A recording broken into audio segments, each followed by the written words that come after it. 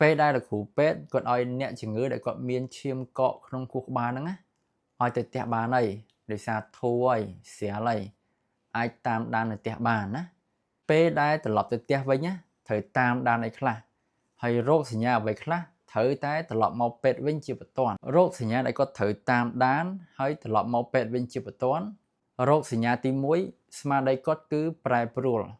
អញ្ចឹងឧទាហរណ៍ពេលដែលគាត់ចេញពីពេទ្យគាត់ដឹងគ្នាធម្មតាទេទៅដល់ផ្ទះវិញមួយថ្ងៃពីរថ្ងៃគាត់ក៏វង្វេងមេថាយើងសួរឆ្វេងទៅគាត់ឆ្លើយស្ដាំទៅណាឬក៏សលឹមគាត់គេងច្រើនពេកឬក៏ពេលយើងហៅទៅគាត់បើកភ្នែកបន្ទាប់មកគាត់បិទភ្នែកទៅវិញឬក៏ស្លាប់តែម្ដងអញ្ចឹងត្រូវតែនាំគាត់មកពេទ្យវិញជាបន្ទាន់ទី2គាត់ឈឺក្បាលខ្លាំងមែនទែនផឹកថ្នាំទៅអត់បាត់ទេហើយគប់ផ្សំជាមួយនឹងការក្អួតមកជាមួយ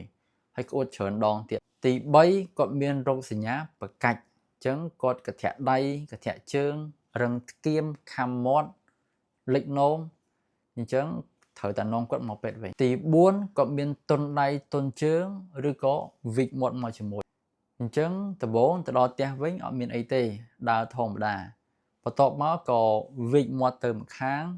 ទុនដៃទុនជើងមកចំហៀងអញ្ចឹងគួរតែត្រឡប់មកពេទ្យវិញរោគសញ្ញាទាំង4ខាងលើហ្នឹងណាបើសិនបើទៅដល់ផ្ទះវិញគាត់មានមួយក្នុងចំណោម4ហ្នឹងត្រូវតែនាំគាត់មកពេទ្យវិញជាបន្ទាន់ដើម្បីតាមដានទៅលើសភាពជំងឺរបស់គាត់ណា